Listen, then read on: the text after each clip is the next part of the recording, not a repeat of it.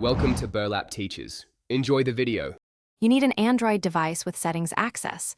Once ready, open settings and go straight to System or General Management. You do this because Gboard lives under Languages and Input, which groups keyboard options. Once there, tap Languages and Input to reveal your current keyboard list. Make sure to use your device account if prompted. This avoids permission blocks.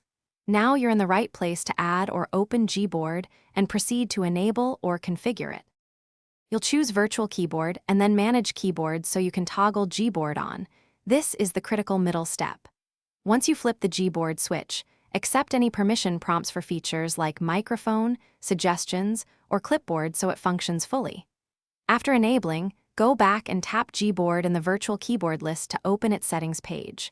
From there, you can customize themes, languages, and preferences. These settings explain why enabling first, then configuring yields best results.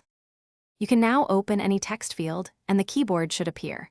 If not, long press the globe or emoji icon to switch to Gboard manually. Make sure the layout and language match what you configured, and adjust themes or typing preferences inside the Gboard settings if keys or suggestions look off. If Gboard still fails to open, restart your device or clear the app cache in settings. Doing this often resolves permission or process conflicts and gets you typing again. Thanks for watching. Consider subscribing if this video helped you.